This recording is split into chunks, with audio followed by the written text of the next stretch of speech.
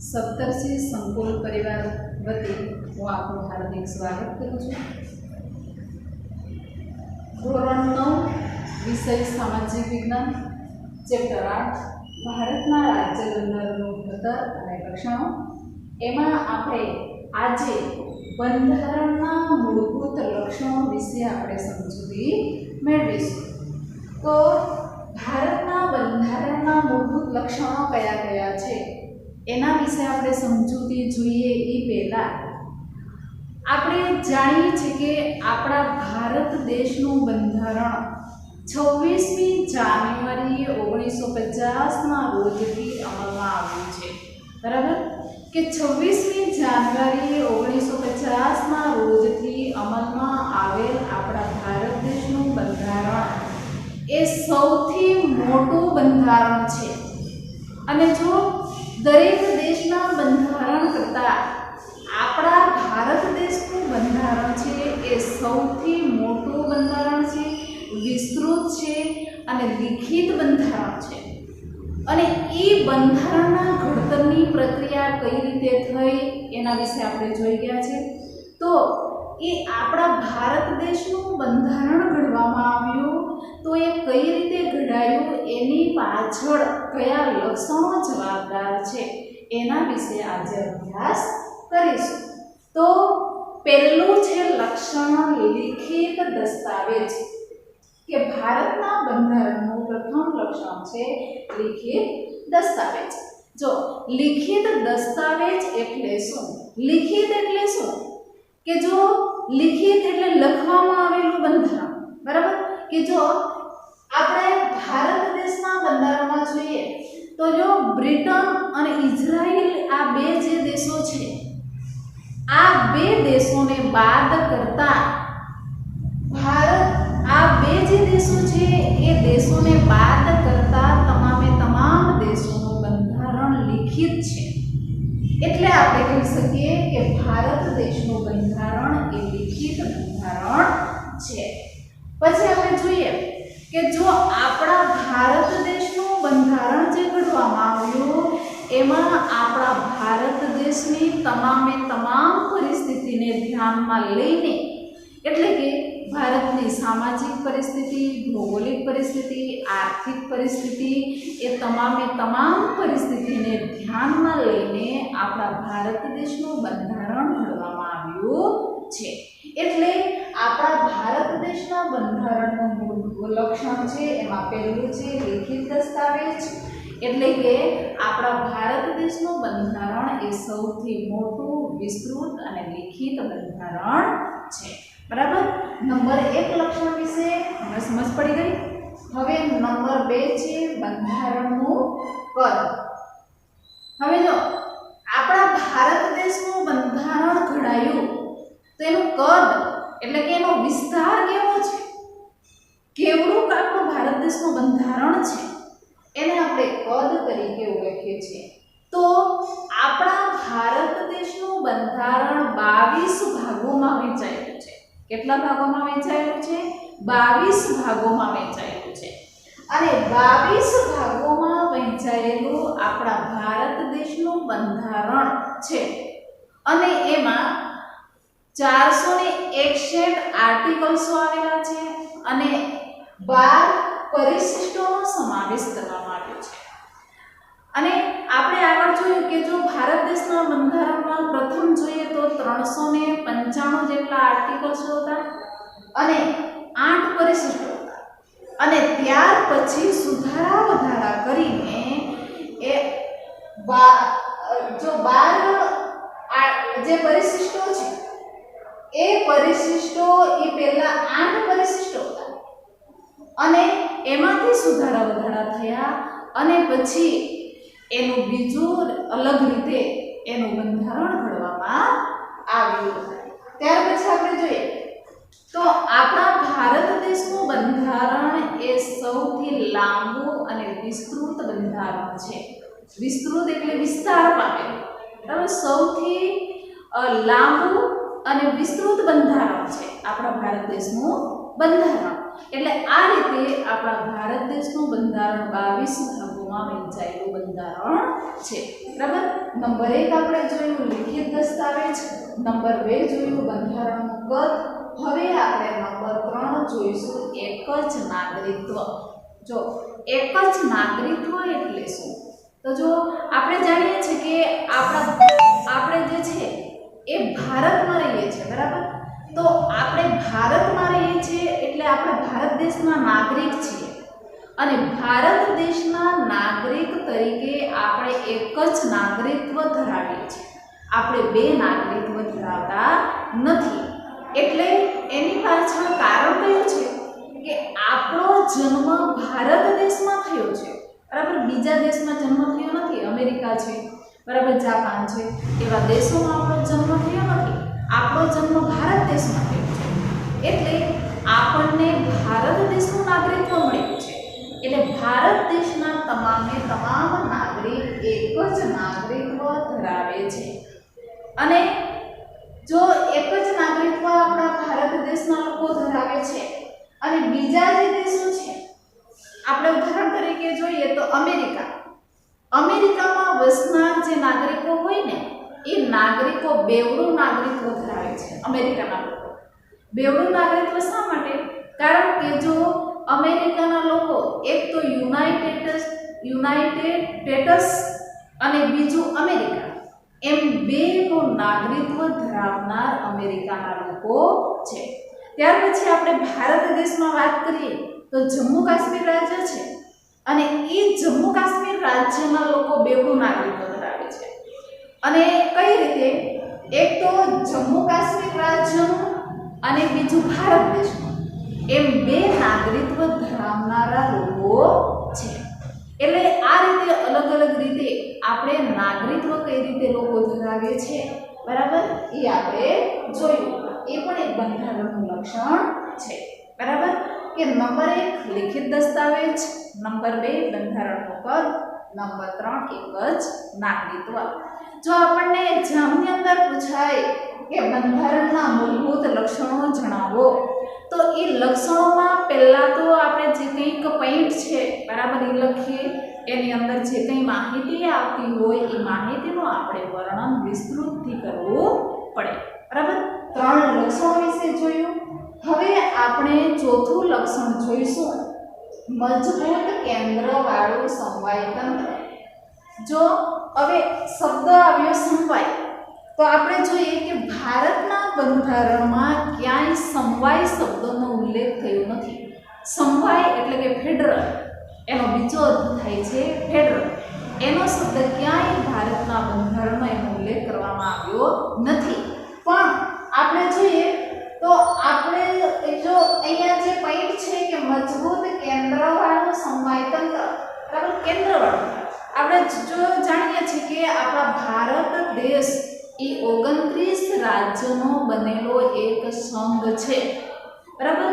કે આપણો ભારત દેશ એક 29 રાજ્યોનો બનેલો સંઘ છે અને એ 29 રાજ્યોનો એક સમૂહ છે અને એ સમૂહથી બનેલો આપણો ભારત દેશ છે. એટલે આપણો ભારત દેશ એક સંઘીય દેશ છે એમ કહેવામાં આવે છે. અને આપણે જોઈએ કે આપણો ભારત દેશ એ સંઘીય દેશ છે. બરાબર. એમાં સ્વતંત્ર, તટસ્થ અને નિષ્પક્ષ ન્યાય તંત્રની વ્યવસ્થા કરવામાં આવી છે. એટલે કે જો કોઈ પણ વ્યક્તિએ જો ગુનો કર્યો હોય ને તો એને ફરજિયાત સજા કરવામાં આવશે અને જે વ્યક્તિએ ગુનો કર્યો નથી એને નિષ્પક્ષ રીતે ન્યાય આપવામાં આવે છે. એટલે કોઈ પણ જાતના ભેદભાવ વિના તમામ નાગરિકને સ્વતંત્ર, નિષ્પક્ષ અને તટસ્થ રીતે ન્યાય આપવામાં આવે છે. ત્યાર પછી આપણા ભારત દેશમાં કેન્દ્ર અને રાજ્ય વચ્ચે વિભાજન કરવામાં આવ્યું છે. જો વિભાજન એટલે કઈ રીતે? કેન્દ્ર કક્ષાએ જે કંઈ શાસન ચાલે છે એ શાસન અને રાજ્ય કક્ષાએ જે શાસન ચાલે છે એ શાસનનું વિભાજન કરવામાં આવ્યું છે. એટલે અલગ અલગ શાસન વ્યવસ્થાની વહેંચણી કરી દેવામાં આવી છે અને એ પ્રમાણે શાસન વ્યવસ્થા ચાલે છે. બરાબર. નંબર 4 છે મજબૂત કેન્દ્રવાળું સમવાય તંત્ર. બરાબર. એમાં જ આપણે જોઈએ તો આ સમવાય તંત્રની અંદર આપણે જોઈએ તો 3 વિષયોનો સમાવેશ કરવામાં આવ્યો છે, એટલે કે 3 યાદીઓનો સમાવેશ કરવામાં આવ્યો છે. એમાં નંબર 1 છે કેન્દ્ર એટલે કે સંઘ યાદી, નંબર 2 છે રાજ્યોની યાદી અને નંબર 3 છે સંયુક્ત યાદી. આ 3 યાદીઓનો સમાવેશ કરવામાં આવ્યો છે. બરાબર. કયા કયા? કે સંઘ યાદી, રાજ્ય યાદી અને સંયુક્ત યાદી, એ 3 યાદીઓનો સમાવેશ કરવામાં આવ્યો છે. હવે આપણે આ 3 યાદીઓમાં કેટલા વિષયોનો સમાવેશ કરવામાં આવ્યો છે અને એમાં કઈ કઈ બાબતોનો સમાવેશ થાય છે એના વિશે આપણે અભ્યાસ કરીશું. તો નંબર 1 છે કેન્દ્ર યાદી એટલે કે સંઘ યાદી. કેન્દ્રને આપણે સંઘ તરીકે પણ ઓળખીએ છીએ. હવે આ કેન્દ્ર યાદી એટલે સંઘ યાદીમાં 97 જેટલા વિષયોનો સમાવેશ કરવામાં આવ્યો છે. કેટલા વિષયોનો? 97 વિષયોનો સમાવેશ કરવામાં આવ્યો છે. અને એ 97 વિષયોમાં કયા કયા વિષયોનો સમાવેશ થાય છે એના વિશે આપણે જોઈશું. કે જો આ 97 વિષયો છે એમાં નાણું, બેન્કિંગ, વીમો, સંરક્ષણ વગેરે જે ક્ષેત્રો છે એ ક્ષેત્રોનો વહીવટ કેન્દ્ર કક્ષાએ થાય છે, એટલે એની જવાબદારી કેન્દ્રની રહેલી છે. અને આ કેન્દ્રમાં જોઈએ તો કાયદો ઘડવાની જે સત્તા છે, બરાબર, જે કંઈ કાયદાઓ હોય એ કાયદા ઘડવાની સત્તા સંસદ પાસે રહેલી છે. સંસદ એટલે આપણું ભારતીય સંસદ પાર્લામેન્ટ, એની પાસે કાયદો ઘડવાની સત્તા રહેલી છે. હવે આપણે માની લઈએ કે આપણા ભારત દેશનું જે નાણું ખાતું છે, બેન્કિંગ છે, વીમો છે, બરાબર, એના ક્ષેત્રે જે કંઈ કામગીરી કરવી હોય એ કામગીરી કેન્દ્ર કક્ષાએ તો થાય જ છે. બરાબર. કેન્દ્ર કક્ષાએ થાય છે એ આપણને ખબર છે, પણ એમાં તમામ જવાબદારી જે છે અને જે કંઈ વિષયોનો આપણે સમાવેશ કર્યો છે એની તમામ સત્તા એ સંસદ પાસે રહેલી છે. બરાબર. નંબર 1 આપણે જોયું કેન્દ્ર યાદી એટલે કે સંઘ યાદી. બરાબર. એમાં 97 વિષયોનો સમાવેશ થાય છે. નંબર 2 છે રાજ્યોની યાદી. હવે રાજ્યોની યાદીમાં 66 વિષયોનો સમાવેશ કરવામાં આવ્યો છે. બરાબર. કેટલા વિષયોનો સમાવેશ કરવામાં આવ્યો છે? 66 વિષયો. તો રાજ્યની યાદીમાં 66 જેટલા વિષયોનો સમાવેશ કરવામાં આવે છે અને એમાં શેનો સમાવેશ થાય છે? હવે માની લો કે રાજ્યની અંદર કૃષિના ક્ષેત્રે જે કંઈ પ્રગતિ કરવી હોય, સિંચાઈની સગવડ વધારવી હોય, અથવા આપણે માની લઈએ કે જે વિસ્તારની અંદર સિંચાઈની સુવિધાઓ ન હોય અને ત્યાં સુવિધાઓ પૂરી પાડવાની જવાબદારી એ રાજ્ય પાસે રહેલી છે. અને આરોગ્ય, એટલે કે રાજ્યની અંદર આરોગ્યની સુવિધા પૂરી પાડવી, લોકો તંદુરસ્ત અને વ્યવસ્થિત રીતે જીવન જીવી શકે એ માટે આરોગ્યની સુવિધાઓ પૂરી પાડવી હોય અને એ બધી સુવિધાઓનો સમાવેશ એ રાજ્યોની યાદીમાં કરવામાં આવ્યો છે. અને આમાં જે કાયદો ઘડવાની સત્તા છે એ રાજ્ય પાસે રહેલી છે. હવે આપણે જાણીએ છીએ કે જો રાજ્યની અંદર જે કામગીરી કરે છે કે રાજ્યની અંદર જવાબદારી છે રાજ્યપાલ. બરાબર. તો રાજ્યપાલ પાસે કાયદો ઘડવાની સત્તા રહેલી છે અને એ તમામ જે કંઈ સમસ્યાઓ છે એ સમસ્યાઓનો ઉકેલ એ રાજ્યપાલ દ્વારા કરવામાં આવે છે. બરાબર. નંબર 2 આપણે જોયું રાજ્યોની યાદી. બરાબર. હવે આપણે નંબર 3 જોઈશું સંયુક્ત યાદી. હવે સંયુક્ત યાદીમાં 47 જેટલા વિષયોનો સમાવેશ કરવામાં આવ્યો છે. બરાબર કેટલા વિષયોનો સમાવેશ કરવામાં આવ્યો છે 47 જેટલા વિષયો અને એ 47 વિષયોનો સમાવેશ કરવામાં આવ્યો છે અને એમાં કઈ કઈ બાબતોનો સમાવેશ થાય તો દીવાની અને ફોજદારી બાબતો લગ્ન છૂટાછેડા ભરણ પોષણ વગેરેના જે કેસો હોય અને એ કેસો અંગેનું નિવારણ કરવાની સત્તા આ નો સમાવેશ આ સંયુક્ત યાદીમાં કરવામાં આવ્યો છે અને સંયુક્ત યાદીમાં કાયદો ઘડવાની સત્તા કેન્દ્ર અને રાજ્ય એ બંને પાસે રહેલી છે કાયદો ઘડવાની સત્તા કેન્દ્ર પાસે પણ રહેલી છે અને રાજ્ય પાસે પણ રહેલી છે હવે આપણે માની લઈએ કે ફોજદારી બાબતો છે બરાબર આ દીવાની અને ફોજદારી બાબતો એટલે કે જો આપણે માની લઈએ કે લગ્ન છૂટાછેડા ભરણ પોષણ વગેરેના જો કેસો હોય અને એ કેસોનું નિવારણ કરવું હોય અને એ નિવારણ કરવાની જવાબદારી આ જે છે એનો સમાવેશ આ સંયુક્ત યાદીમાં કરવામાં આવ્યો છે અને એવા વ્યક્તિઓને વ્યવસ્થિત રીતે ન્યાય મળે એવી વ્યવસ્થા કરવામાં આવી છે બરાબર કે આપણે 3 યાદીઓ જોઈ કેન્દ્ર યાદી રાજ્ય યાદી અને સંયુક્ત યાદી કેન્દ્ર યાદીમાં 97 વિષયો રાજ્ય યાદીમાં 66 વિષયો અને સંયુક્ત રાજ્યની યાદીમાં 66 વિષયો અને સંયુક્ત યાદીમાં 47 વિષયોનો સમાવેશ કરવામાં આવ્યો છે બરાબર કેટલા વિષયો સંયુક્ત યાદીમાં 47 જેટલા વિષયોનો સમાવેશ કરવામાં આવ્યો છે અને આ સંયુક્ત યાદીમાં કાયદો ઘડવાની સત્તા કેન્દ્ર અને રાજ્યો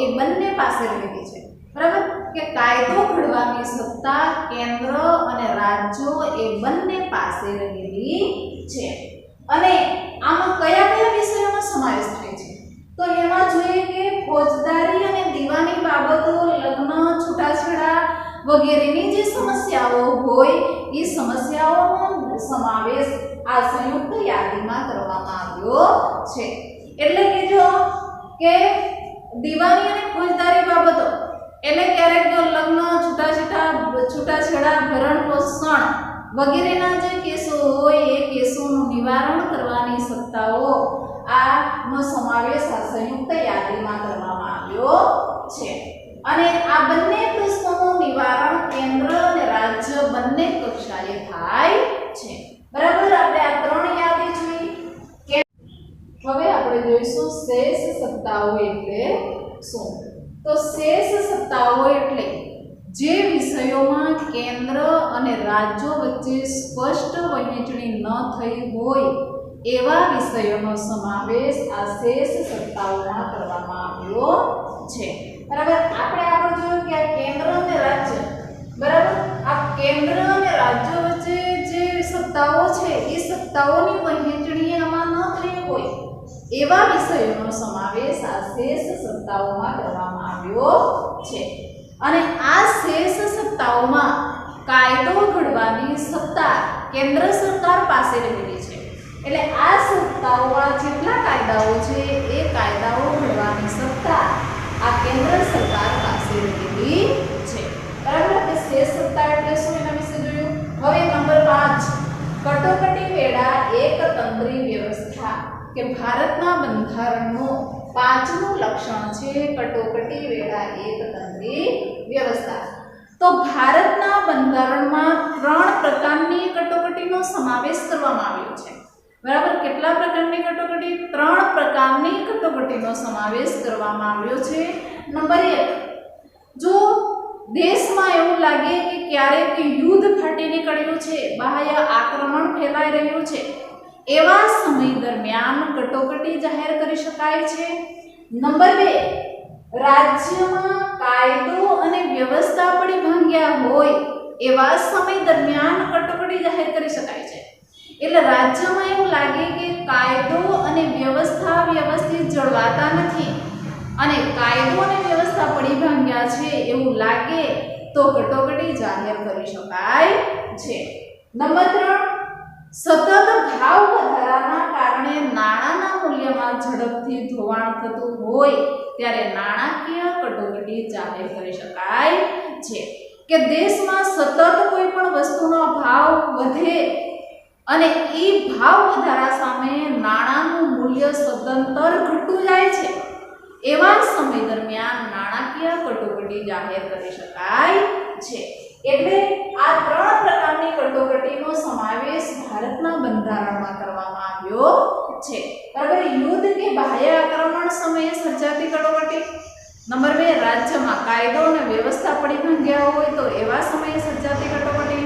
નંબર 3, સતત ભાવ વધારાના કારણે નાણાંના મૂલ્યમાં ઝડપથી ઘટાડો થાય તો એવા સમયે સર્જાતી કટોકટી. આમ 3 કટોકટીનો સમાવેશ થાય છે. હવે નંબર 6 છે દ્વિગૃહી પ્રથા.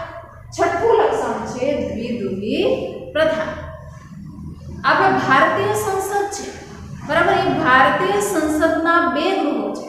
નંબર 1 છે લોકસભા અને નંબર 2 છે રાજ્યસભા. આ 2 ગૃહોનો સમાવેશ કરવામાં આવ્યો છે.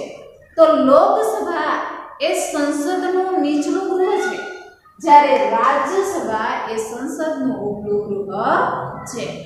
અને આમાં જોઈએ તો લોકસભા નો સંપૂર્ણ વિસર્જન થઈ શકે છે, જ્યારે રાજ્યસભાનું સંપૂર્ણ વિસર્જન થતું નથી. દર વર્ષે 2/3 જેટલા સભ્યો એમાં નિવૃત્ત થાય અને જેટલા સભ્યો નિવૃત્ત થાય એ સભ્યોની ફરીથી ચૂંટણી કરવામાં આવે છે. બરાબર. તો આ દ્વિગૃહી પ્રથા છે સંસદમાં, એમાં લોકસભા અને રાજ્યસભા એ બેનો સમાવેશ કરવામાં આવ્યો છે.